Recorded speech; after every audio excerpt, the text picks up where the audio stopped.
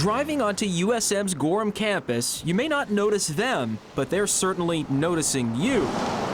Cameras on poles across the parking lots reading your license plate as part of a new computerized parking enforcement system. It's artificial intelligence, and they're very proud of that. David Douglas is on campus upwards of 5 times a week, dropping his children off for hockey practice and games. You're not actually parking. You're pulling up in this standing zone in front of the rink. You're letting your child out. You're handing them their hockey bag and their stick, and they're leaving. Well, the university says there is no free parking on campus. They do give a 10-minute window before having to pay. But over the course of a few weeks, Douglas has received at least 3 violations, costing $55 each, including one that claimed he was parked on campus for 2 days, which he says photos prove he didn't. In one of the photos on the ticket, I do not have the snowplow on my truck, and on the other photo on the same ticket, I'm shown leaving with a snowplow. USM says it ended up waiving that fine and the fines of many other students and families over the past few months. But it has raised questions about the accuracy of the new system.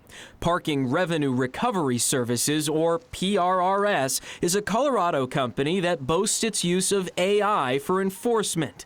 But a month after USM signed a contract with the company, PRRS reached a settlement with the Colorado Attorney General over illegally charging and collecting fines from hundreds of customers. I don't think that this particular relationship represents what I want our university system to be part of.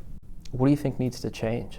I think the university system needs to move on to a better parking system. USM refused our requests for an on-camera interview, choosing to only answer our questions in writing, saying they're working to address some of the issues, including increasing the grace period to pay from 10 to 30 minutes, adding physical pay stations so those without a smartphone can actually park here, as well as adding more signs, writing, "We are continuing to work with the parking enforcement vendor to make improvements."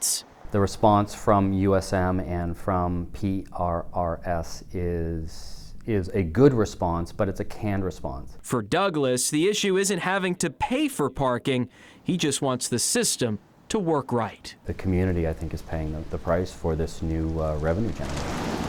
You may be wondering why USM started charging for parking in the first place. Well, the university says its transportation and parking program is expected to operate at a more than $1 million loss this fiscal year, and they hope revenue from parking can help offset those costs. For the I-Team, I'm Dan Lamparello.